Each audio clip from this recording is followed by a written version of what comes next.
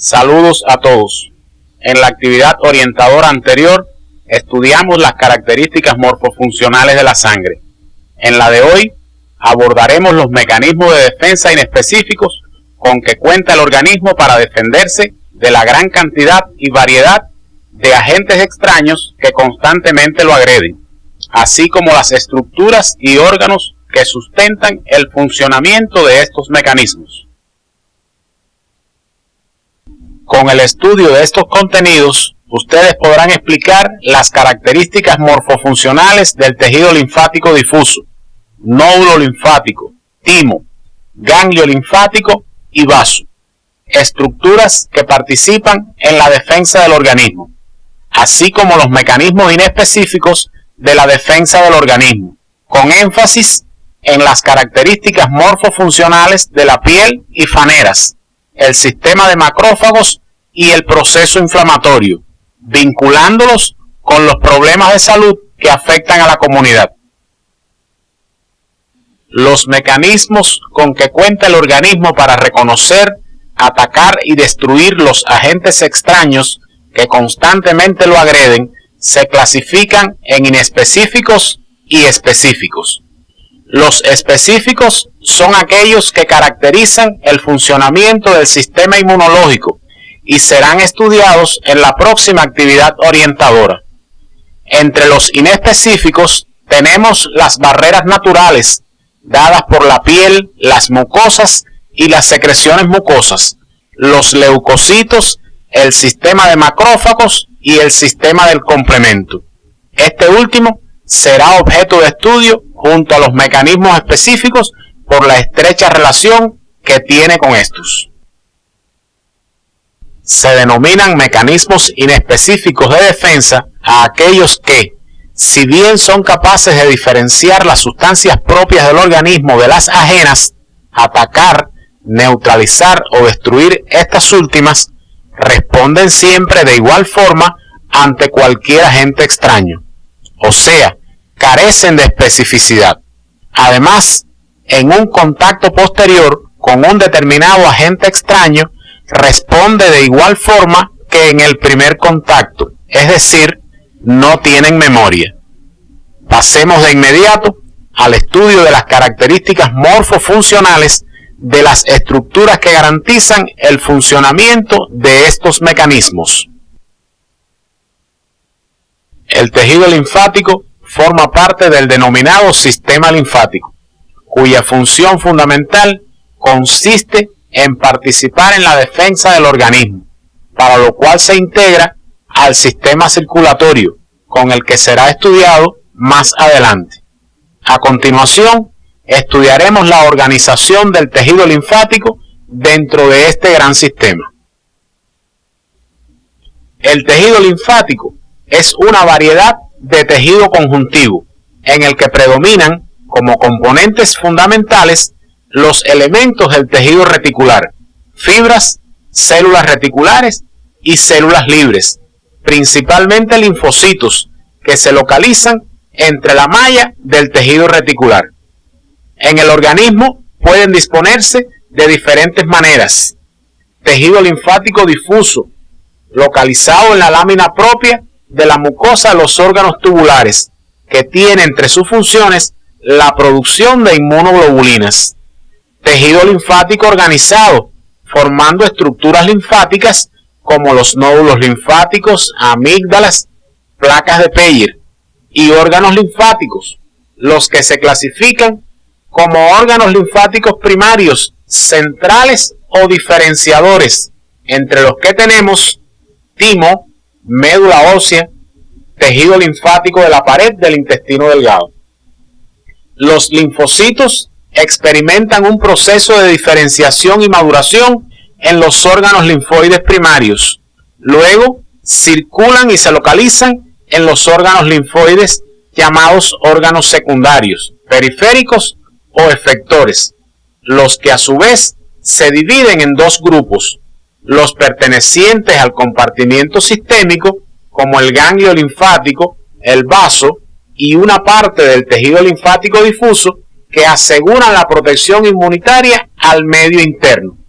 y los pertenecientes al compartimiento mucoso, como el tejido linfático difuso de las mucosas y amígdalas. En todas estas estructuras se destaca la presencia de células que cumplen diferentes funciones, pero todas en estrecha interrelación para garantizar la defensa. A continuación, hacemos un resumen de los tipos celulares del tejido linfático. Dentro de estos grupos tenemos células como los linfocitos B y los linfocitos T, pertenecientes al grupo de las protagonistas.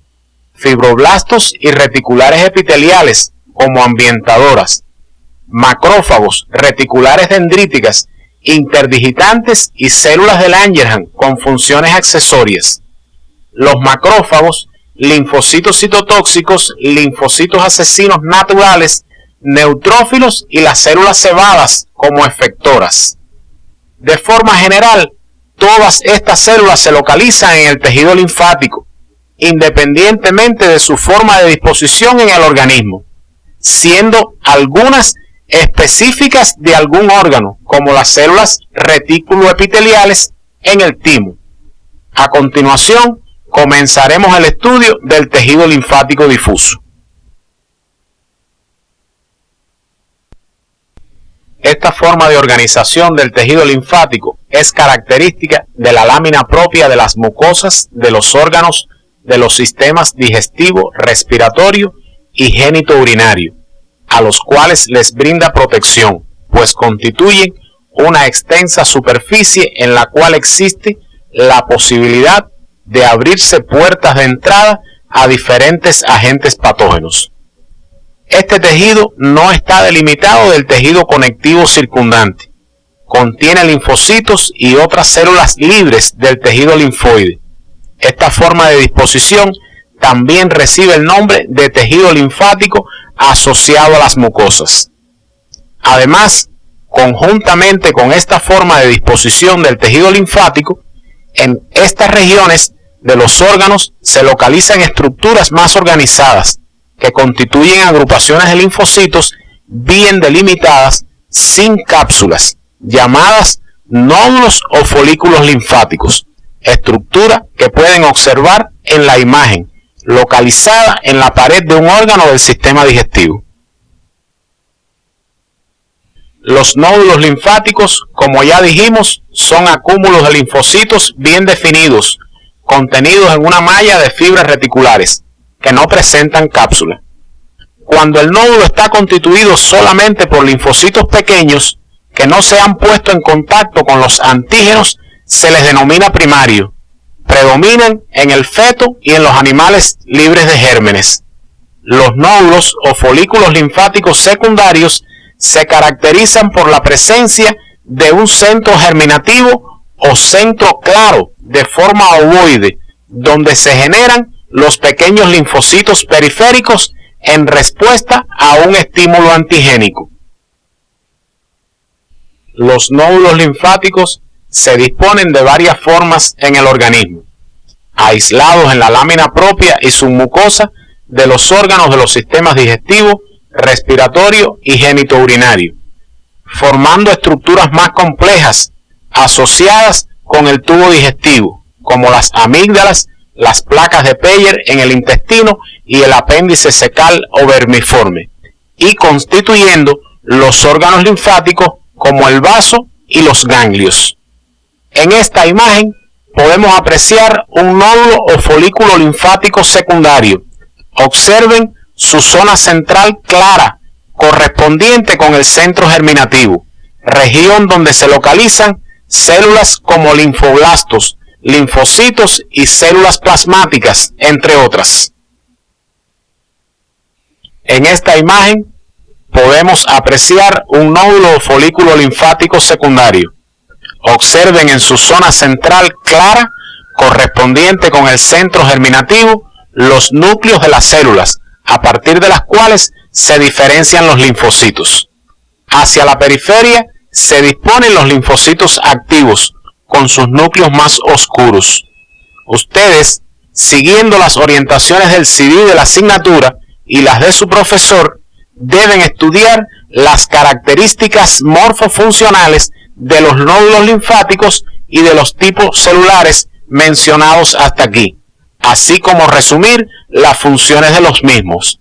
Estas estructuras, como ya vimos, se pueden localizar en el interior de órganos linfáticos como los ganglios, los que estudiaremos a continuación. Los ganglios linfáticos son pequeñas estructuras encapsuladas de forma aproximadamente arriñonada y tamaño variable, que pueden alcanzar hasta 2 centímetros de diámetro. Presentan dos bordes, de los cuales uno es deprimido y presenta una hendidura denominada puerta o hilio, y el otro es convexo. Sirven de filtros complejos para la linfa y reciben los materiales extraños de origen regional llevados por vía linfática y son el lugar de inicio de la activación de los linfocitos por los antígenos. Además, liberan linfocitos a la circulación periférica. Los ganglios se encuentran generalmente agrupados, formando conjuntos o cadenas ganglionares. De estos conjuntos, los principales son los cérvico-cefálicos, los torácicos, los axilares, los abdominopélvicos y los inguinales. Los ganglios cérvico-cefálicos y abdominopélvicos tienden a disponerse a lo largo de los vasos sanguíneos. Los ganglios cérvico-cefálicos, axilares e inguinales principalmente podrán ser palpados durante la práctica docente en pacientes que presenten cuadros de infecciones sistémicas virales, regionales bacterianas o enfermedades tumorales. Estos ganglios constituyen una importante vía de diseminación de células cancerosas. Su exploración en el individuo vivo es una maniobra de gran valor práctico, porque su aumento de tamaño y o de consistencia puede ser indicativo de infecciones de órganos vecinos o de invasión de células tumorales. Los ganglios linfáticos se localizan en el trayecto de los vasos linfáticos. El estudio microscópico de un ganglio linfático permite comprobar que son órganos macizos, rodeados por una cápsula de tejido conectivo denso compuesta por fibras colágenas, elásticas y algunas fibras musculares lisas. De la cápsula parten trabéculas a su interior, dividiéndolo en compartimientos incompletos. Estas estructuras constituyen el estroma del órgano. El parénquima está formado por una región periférica oscura, la corteza, que se sitúa por debajo de la cápsula y está ausente en el hilio, y una región más clara, central, la médula, formada por cordones de linfocitos B, que se anastomosan entre sí. Entre otros tipos celulares, tenemos a las células plasmáticas y linfocitos de mediano tamaño.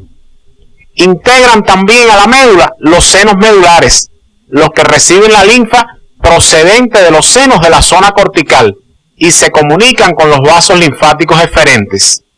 Entre ambas zonas se puede observar una zona mal definida donde encontramos linfocitos T, denominada paracorteza o zona timodependiente.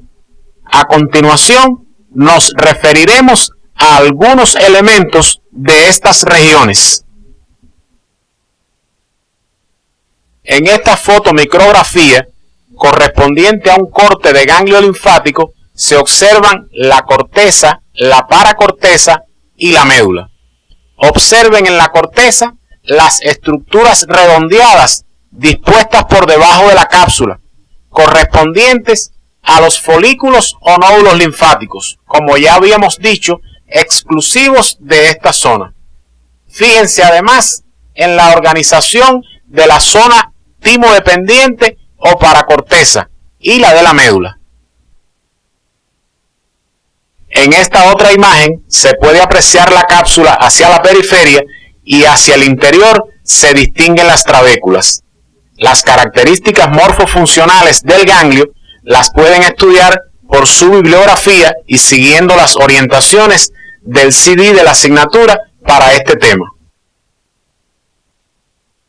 a través de la puerta o hilio del ganglio, penetran al órgano los vasos sanguíneos y sale el vaso linfático eferente, mientras que por su borde convexo llegan al órgano los vasos linfáticos aferentes que conducen la linfa que debe ser filtrada. El ganglio cuenta con estructuras llamadas senos, que son subcapsulares cuando se localizan inmediatamente por debajo de la cápsula, o peritrabeculares cuando se encuentran entre los folículos y las trabéculas.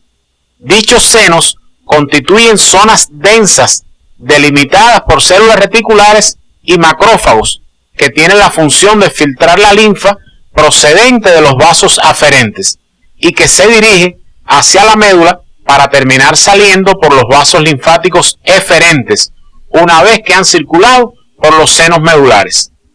Es importante que destaquen las funciones de este órgano y puedan explicar la importancia de la zona timodependiente o paracorteza para el funcionamiento del sistema inmune durante la vida. A continuación, comenzaremos el estudio del órgano que tiene la función de la diferenciación de las células encargadas de la inmunidad celular. En la quinta semana del desarrollo embrionario, el epitelio endodérmico de la porción ventral de las terceras bolsas faríngeas, en interacción con el mesénquima de los arcos branquiales, se diferencia para formar el primordio del timo. Estas estructuras bilaterales proliferan rápidamente y se desarrollan en íntima relación con las paratiroides inferiores. Los primordios tímicos pierden su conexión con la pared faríngea y migran en dirección caudal y medial, llevando consigo las paratiroides inferiores, de las cuales se desprenden y continúan su migración para entrar en contacto en el plano medio y formar el órgano. El timo es un órgano linfoide, situado en la parte anterior del mediastino superior, extendiéndose en condiciones normales al mediastino anterior, de tal manera que queda comprendido entre la apertura superior del tórax y el nivel de los cuartos cartílagos costales, inmediatamente por detrás de la pared anterior del tórax y por delante de la tráquea, entre ambos pulmones y pleuras mediastinales. El órgano está constituido por dos lóbulos, derecho e izquierdo, los que se encuentran ampliamente fusionados. Su consistencia es blanda y su morfología se adapta a los órganos vecinos. Se relaciona por detrás con grandes vasos mediastinales como el arco aórtico y las ramas que se originan en él, así como con el tronco venoso brachiocefálico izquierdo, la tráquea, el nervio frénico izquierdo y la parte alta del pericardio. Sus relaciones anteriores se establecen con la pared anterior del tórax y los músculos infayoideos. Este órgano experimenta importantes variaciones durante la vida. En el niño pequeño tiene mayor tamaño, pudiendo extenderse hasta el cuello por detrás de los músculos infrayoideos e incluso puede alcanzar la glándula tiroides. En el adulto disminuye notablemente de tamaño, quedando reducido con frecuencia al espacio situado por detrás del manubrio esternal. El timo es un órgano que por sus funciones se considera primario o diferenciador. Desde el punto de vista microscópico es un órgano macizo que presenta un estroma constituido por una cápsula de tejido conjuntivo de la que parten tabiques hacia el interior del órgano, que dividen su parénquima en lobulillos incompletos, los que se organizan en corteza y médula. La corteza se dispone hacia la periferia y es de color oscuro por la gran densidad de linfocitos T. Además, existen en ella macrófagos y células retículo-epiteliales. Estas últimas proporcionan una armazón para los linfocitos y son las encargadas de la síntesis de timosina o timopoyetina. La médula es la parte central del órgano y se tiñe de color más claro, debido a que presenta menor cantidad de linfocitos. En la médula se encuentran los corpúsculos de Hasal, característicos del timo. Estos son estructuras formadas por células retículo-epiteliales aplanadas dispuestas concéntricamente. En su estudio independiente deben profundizar en estos contenidos siguiendo las orientaciones que se ofrecen en el CD. El proceso de diferenciación de los linfocitos T en la corteza requiere un estricto control. Es importante que los antígenos circulantes por el torrente sanguíneo no pasen a los compartimientos internos del timo donde está ocurriendo este proceso. Para ello, el órgano cuenta con una estructura denominada barrera hemotímica, que solo está presente en la corteza y protege a los linfocitos inmaduros de la exposición anticipada a los antígenos. Los componentes que forman esta barrera desde la luz de los vasos sanguíneos hacia afuera son el endotelio capilar con su membrana basal y los pericitos, los macrófagos del tejido conjuntivo perivascular y las células retículo-epiteliales tipo 1 con su membrana basal.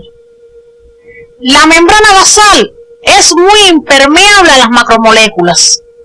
Los macrófagos pueden fagocitar alguna molécula antigénica que escape hacia el parénquima cortical y las células retículo-epiteliales se localizan rodeando la pared capilar.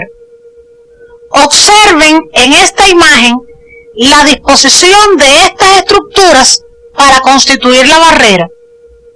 Un órgano linfático secundario o efector que tiene funciones importantes fundamentalmente en el adulto es el vaso, el que estudiaremos seguidamente.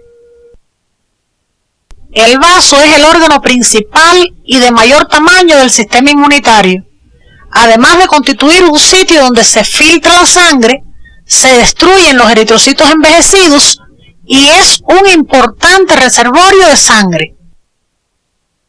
Ocupa la parte izquierda del espacio suprarmesocólico por debajo de la cúpula diafragmática correspondiente y por detrás del estómago, por encima del ángulo cólico y por delante del riñón de este lado, proyectándose en el hipocondrio izquierdo.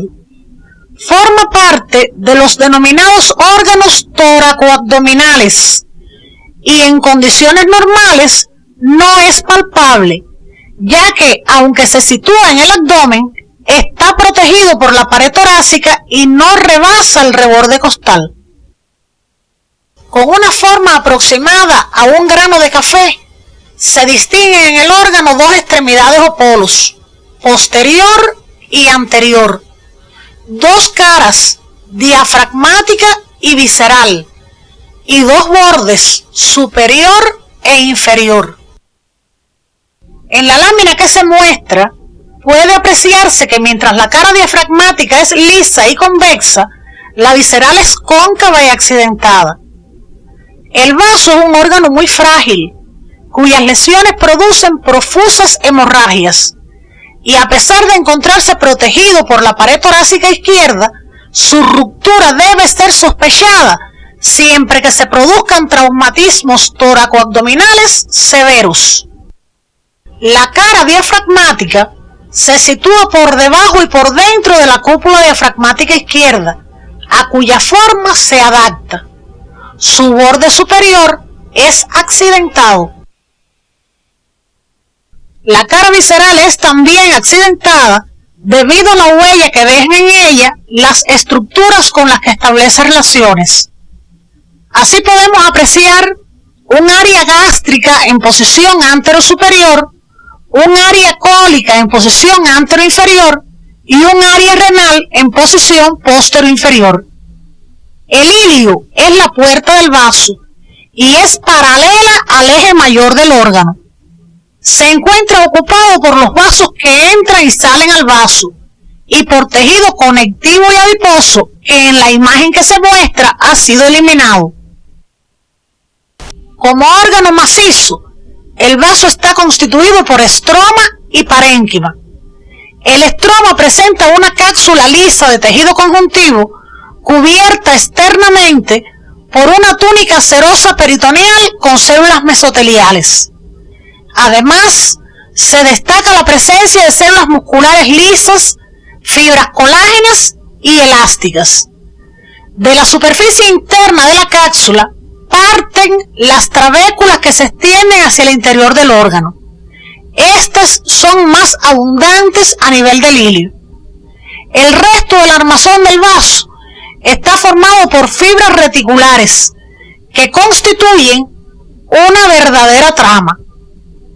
El parénquima del vaso se dispone formando la pulpa blanca y la pulpa roja. Observen en esta imagen la disposición de la cápsula y las fibras musculares lisas en ella, así como los núcleos de los diferentes tipos celulares que conforman los cordones de Billroth de la pulpa roja.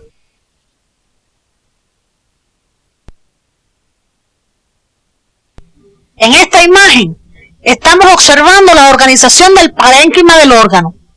La pulpa blanca forma estructuras importantes como los folículos o nódulos linfáticos, que muestran una zona clara donde se localiza el centro germinativo, lugar donde se encuentran los linfocitos B en distintas etapas de maduración. Además, este tejido linfoide se organiza en forma de cordones, acompañando el trayecto de una arteria a manera de vaina periarterial. Entre los nódulos linfáticos y la pulpa roja se observa una zona marginal o timo dependiente, no bien delimitada, formada por tejido linfoide laxo con linfocitos T, macrófagos y numerosas células dendríticas. La pulpa roja es de color rojo oscuro debido a que es rica en sangre. Está constituida por células dispuestas en cordones denominados esplénicos o de Billroth. Entre estos se encuentran los senos venosos, donde existen hematíes que son eliminados de la circulación sanguínea por la acción de los macrófagos de los cordones esplénicos una vez completado su ciclo de vida. Esta es la función hemocaterética del vaso. Tanto en la pulpa roja como en la blanca encontramos macrófagos, linfocitos y otras células presentadoras de antígenos como las reticulares dendríticas. Una de las funciones fundamentales del vaso es la filtración de la sangre, la que se realiza por acción de sus células defensivas a medida que la misma circula en su interior. Existen dos tipos de circulación sanguínea en el órgano. La circulación cerrada se realiza de manera que los capilares se conectan directamente con los sinusoides, de forma tal que siempre la sangre se encuentra dentro de los vasos sanguíneos. Llega directamente a los senos esplénicos para luego seguir por la circulación venosa. Y en la circulación abierta, la sangre pasa al espacio extravascular directamente a la pulpa roja y luego entra de nuevo a los sinusoides para continuar su curso. Durante ambos recorridos es filtrada por la acción de los macrófagos de los cordones de la pulpa roja y los que se encuentran en las paredes de los sinusoides. Se conoce que la circulación cerrada es más rápida y que en la abierta la acción de los macrófagos es más eficaz, que ambas existen simultáneamente y que pueden modificarse según las necesidades funcionales. Deben estudiar de forma independiente este contenido siguiendo las orientaciones del CD. Como han podido apreciar, se han estudiado un grupo de estructuras que constituyen la base morfofuncional de los mecanismos de defensa del organismo. Otras estructuras que participan en los mecanismos inespecíficos son la piel y las mucosas, las que abordaremos a continuación. La piel se considera el órgano de mayor extensión corporal.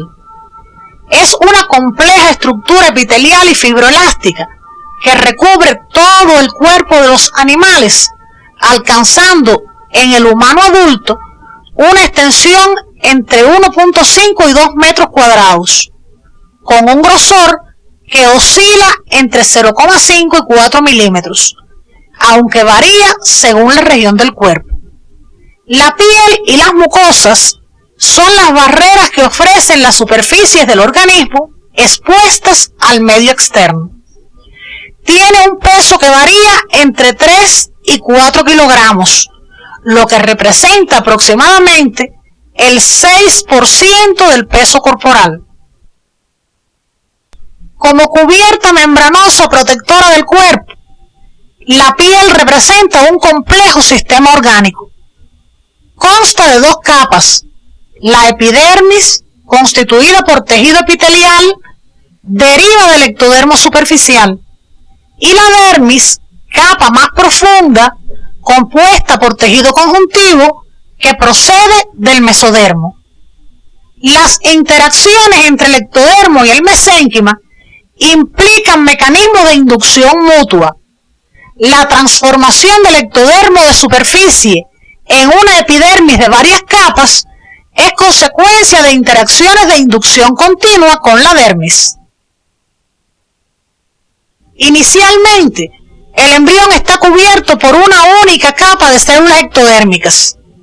En el segundo mes, este epitelio se divide y sobre la superficie se deposita una capa de células aplanadas llamada peridermo o epitriquio.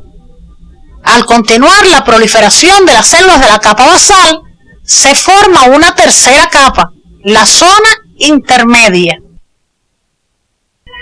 Por último, hacia el final del cuarto mes, la epidermis adquiere su organización definitiva y pueden distinguirse 4 capas: la basal o germinativa, el estrato espinoso, el estrato granuloso y el estrato córneo. Las células del peridermo suelen desprenderse durante la segunda mitad de la vida intrauterina y pueden aparecer en el líquido amniótico. Durante los primeros 3 meses del desarrollo prenatal, la epidermis es invadida por células originadas de la cresta neural, los melanocitos, que sintetizan un pigmento, la melanina, que puede ser transferido a otras células de la epidermis por medio de las prolongaciones. En la formación de la dermis participan el mesodermo lateral y los dermatomas provenientes de los somitas, formando entre el tercer y cuarto mes un tejido transitorio llamado corion, que origina las papilas dérmicas. La capa más profunda de la dermis, el subcorion, contiene abundante tejido adiposo. El pelo y las glándulas sebáceas aparecen en forma de proliferaciones epidérmicas. En esta fotomicrografía óptica correspondiente a un corte de piel, se pueden observar las dos capas que la forman: la epidermis, situada superficialmente, constituida por varios estratos, y la dermis, de localización más profunda, organizada en el estrato papilar, formado por tejido conectivo laxo, y el reticular por tejido conectivo denso irregular o no modelado. Por debajo de la dermis se encuentra la hipodermis o tejido celular subcutáneo, que no forma parte de la piel. Como dijimos anteriormente, las interacciones inductivas entre el ectodermo y el mesénquima traen consigo transformaciones del ectodermo y, por tanto, variaciones en las características morfofuncionales de la piel en las distintas zonas del cuerpo. De ahí que existen dos tipos de piel: la piel gruesa y la piel delgada, denominación que se debe al grosor alcanzado por la epidermis. La piel gruesa se localiza en la palma de las manos y plantas de los pies, y la piel delgada en el resto del cuerpo. A continuación estudiaremos las características de la epidermis en ambos tipos de piel. La epidermis está constituida por un epitelio estratificado plano queratinizado, cuyo espesor y características varían en dependencia del tipo de piel de que se trate. Así, en la piel gruesa se dispone en 5 estratos de células que de la profundidad a la superficie se denominan basal, espinoso, granuloso, lúcido, que es difícil de apreciar y cuando aparece se observa como una línea clara y brillante por encima del estrato granuloso, y por último, con una localización más superficial, el estrato córneo. En esta imagen se ilustran las capas de la piel delgada. En ella se aprecia que la epidermis tiene un grosor menor que la de la piel gruesa y está constituida por los estratos celulares mencionados anteriormente, excepto el estrato lúcido. Observen también el tejido conectivo que constituye la dermis. En esta diapositiva se presenta un corte de piel gruesa y otro de piel fina. Observen el grosor de la epidermis en ambos tipos de piel, así como la localización y características de la dermis. En su estudio independiente deben profundizar en las características microscópicas de la epidermis de la piel fina, estableciendo una comparación con la de la piel gruesa, siguiendo las orientaciones del CD. La epidermis, tanto de la piel gruesa como de la fina, está constituida por varios tipos celulares, entre los que se encuentran los queratinocitos, los melanocitos, las células de Langerhans y las células de Merkel. A continuación nos referiremos a sus características morfofuncionales. Los queratinocitos constituyen la mayoría de las células epidérmicas. Se originan en el estrato basal y ocupan todos los estratos de la epidermis. Están unidos por numerosos desmosomas. Sintetizan queratina y la almacenan en las tonofibrillas. Además, sintetizan lípidos y los liberan al espacio intercelular en el estrato granuloso, así como captan la melanina liberada por los melanocitos. Mueren en el estrato granuloso y las células muertas forman la capa de queratina. Los otros 3 tipos de células de la epidermis están intercalados entre ellos, con localizaciones y características específicas que veremos a continuación. Los melanocitos están situados en el estrato basal y sus prolongaciones llegan al estrato espinoso. Su cuerpo es globuloso y su núcleo irregular. Aparecen como células muy claras al microscopio óptico. Presentan la enzima tirosinasa, importante para la síntesis de melanina. Una vez formados los gránulos de melanina, estos emigran por las prolongaciones de los melanocitos y se transfieren al citoplasma de los queratinocitos, los que actúan como depósitos de melanina. La melanina es un pigmento de color marrón oscuro que, como dijimos anteriormente, le brinda el color oscuro a la piel. Deben profundizar en estos contenidos siguiendo las orientaciones del CD de la asignatura. Las células de Langerhans, también llamadas células dendríticas, son muy ramificadas. Se localizan en toda la epidermis, entre los queratinocitos. Son más frecuentes en el estrato espinoso. Captan antígenos, los procesan y presentan a los linfocitos T, por lo que juegan un papel importante en las reacciones inmunológicas cutáneas. Hasta aquí hemos analizado las características morfofuncionales de la epidermis de la piel gruesa y delgada. Deben profundizar en estos contenidos siguiendo las orientaciones que se les ofrecen en el CD de la asignatura. Ahora analizaremos los aspectos morfofuncionales de la dermis. La dermis es la capa subyacente a la epidermis. Es de tejido conjuntivo, constituida por 2 estratos bien definidos, denominados papilar y reticular. La dermis papilar, de tejido conjuntivo laxo, se dispone formando protrusiones hacia la epidermis, denominadas papilas dérmicas, que hacen que ésta sea ondulada. En las papilas dérmicas existen terminaciones nerviosas y abundantes vasos sanguíneos, importantes para la nutrición de la epidermis, la cual contribuye a la coloración de la piel y a la regulación térmica. La dermis reticular es más gruesa y está situada debajo de la papilar, constituida por tejido conectivo denso y regular, con abundantes fibras colágenas elásticas y reticulares, dispuestas a manera de una red. Muy pocos microorganismos pueden atravesar la piel intacta, pues ésta constituye una barrera natural y cuenta con estructuras anexas que garantizan su protección, entre las que se encuentran las glándulas sebáceas y sudoríparas, que secretan sustancias químicas altamente tóxicas para ciertas bacterias.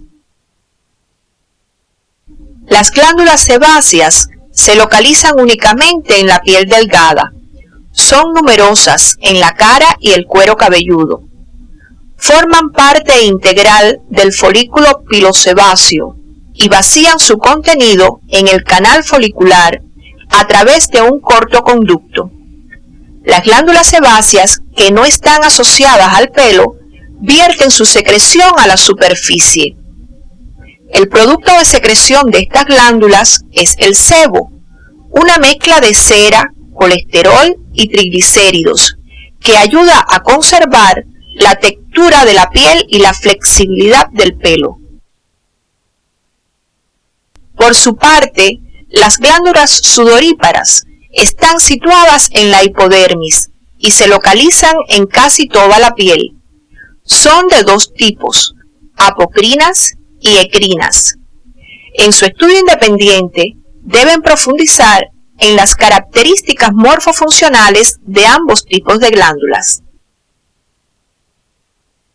En esta imagen podemos observar la disposición de estas glándulas relacionadas con otra estructura que constituye un anexo de la piel y que contribuyen también a que la piel desarrolle las funciones mencionadas anteriormente. Estas son el folículo piloso y el pelo. Las características morfofuncionales de las mismas debes estudiarlas siguiendo las orientaciones del CD de la asignatura. Hasta aquí podemos resumir el importante papel que desempeña la piel a través del funcionamiento armónico de todas sus estructuras. Protección, garantizada por la integridad de la piel y mucosas, su organización en capas y estratos, la presencia de la queratina y las células de Langerhans, los melanocitos, así como las secreciones de las glándulas. La regulación térmica, garantizada por los vasos sanguíneos de la dermis, las secreciones de las glándulas y el mecanismo de piloerección.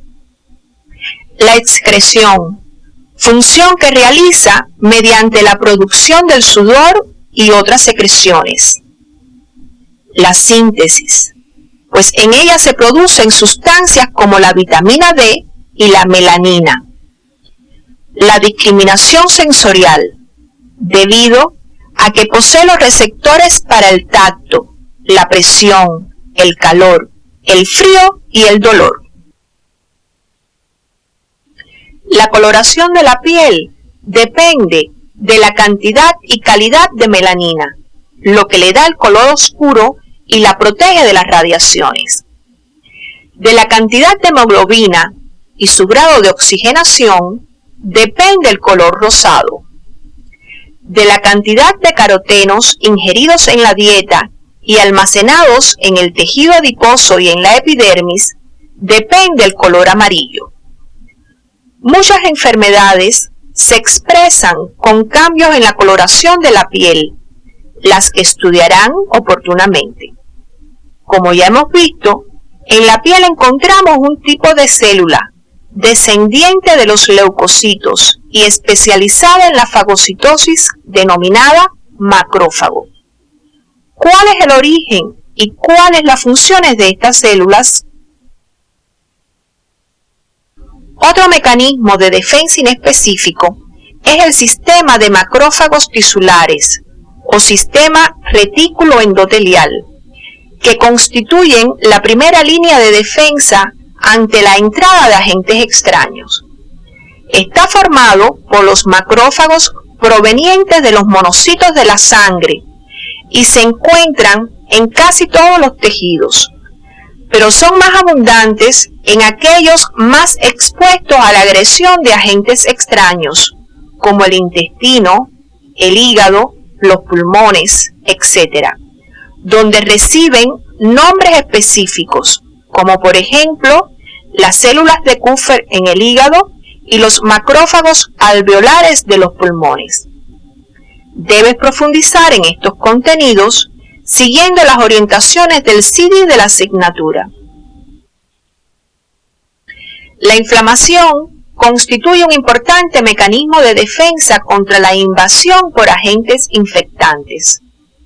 Cuando se produce la entrada de un agente infectante, por ejemplo, cuando sufrimos una herida o pinchazo, los tejidos dañados producen una serie de sustancias vasodilatadoras como la histamina, bradicinina, serotonina, etc., que difunden hasta alcanzar los capilares sanguíneos vecinos, provocando su dilatación, la apertura de sus poros y la salida de plasma y proteínas al espacio intersticial, lo que se conoce como formación del edema blando. Una vez formado el edema blando, el plasma que se encuentra en el intersticio se coagula, formando el llamado edema duro, de gran importancia al evitar la diseminación de los agentes extraños hacia tejidos vecinos, también denominada efecto de tabicamiento. Paralelamente, los macrófagos tisulares presentes en las áreas cercanas acuden al sitio de lesión, a la vez que los neutrófilos y monocitos abandonan la circulación, dirigiéndose también al sitio de lesión. Macrófagos y neutrófilos atacan y destruyen a los agentes extraños.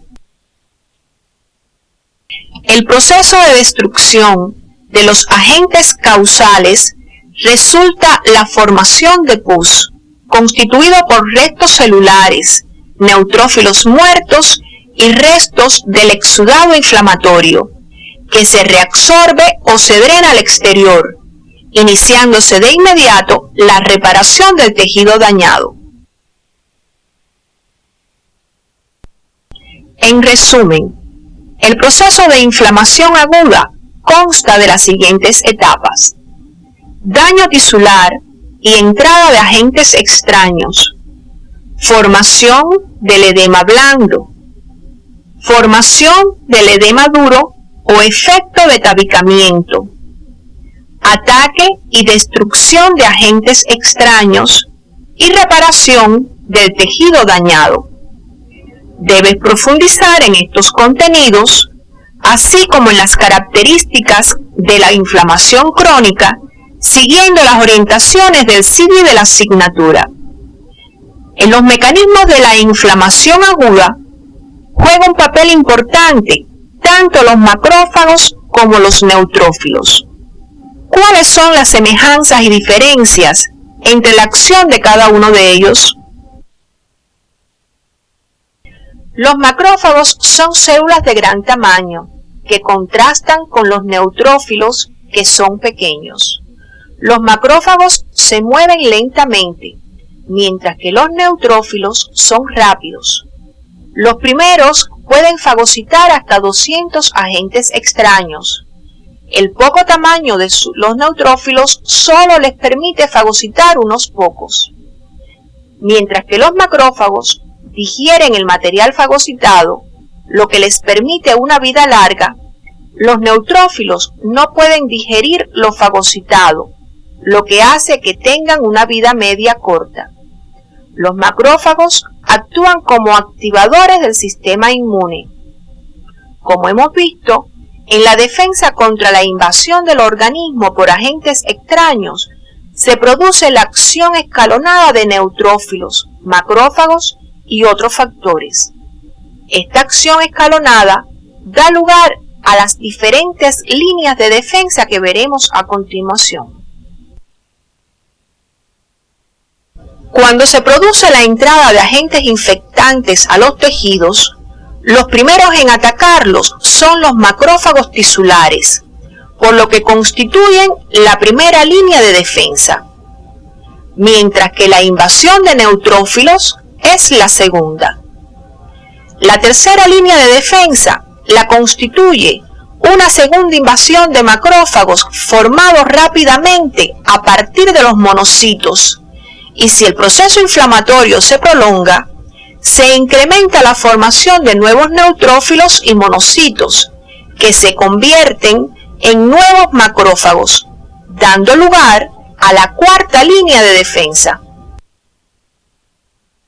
Terminamos el estudio de los mecanismos de defensa inespecíficos con las siguientes conclusiones. Los mecanismos inespecíficos de defensa son capaces de reconocer y diferenciar las sustancias ajenas de las propias del organismo, atacar y neutralizar o destruir a cualquier tipo de agentes extraños que lo invada, pero carecen de especificidad y de memoria. El tejido linfático se dispone tanto de forma difusa como formando folículos o nódulos y órganos linfáticos, cuyas características morfofuncionales garantizan su participación efectiva en los mecanismos de defensa. Los órganos linfáticos como el timo, los ganglios y el vaso, aun cuando difieren en su origen, desarrollo, tamaño, morfología externa, localización y relaciones topográficas, tienen un patrón estructural común de órgano macizo, destacándose los linfocitos como células características de su parénquima. El timo y la médula ósea, por sus funciones, son órganos linfáticos primarios o diferenciadores, mientras que los ganglios linfáticos y el vaso son periféricos o efectores. La inflamación aguda es un mecanismo de defensa inespecífico, caracterizado por una serie de cambios secuenciales que se producen en los tejidos y evitan la diseminación de los agentes infectantes. La piel es un órgano laminar cuyas características morfofuncionales garantizan su participación en el mantenimiento de la homeostasis, en particular en los mecanismos de defensa inespecíficos. Los neutrófilos y macrófagos son células que participan en los mecanismos inespecíficos de defensa, fagocitando agentes extraños y presentan características morfofuncionales particulares. La inflamación aguda es un mecanismo de defensa inespecífico, caracterizado por una serie de cambios secuenciales que se producen en los tejidos y evitan la diseminación de los agentes infectantes.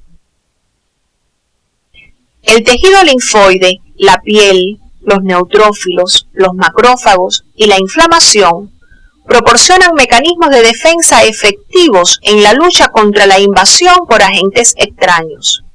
Sin embargo, la gran variedad y virulencia de estos últimos requiere de mecanismos de defensa con un mayor grado de especialización y eficiencia, como son los que caracterizan el funcionamiento del sistema inmune, el cual será objeto de nuestra próxima actividad orientadora.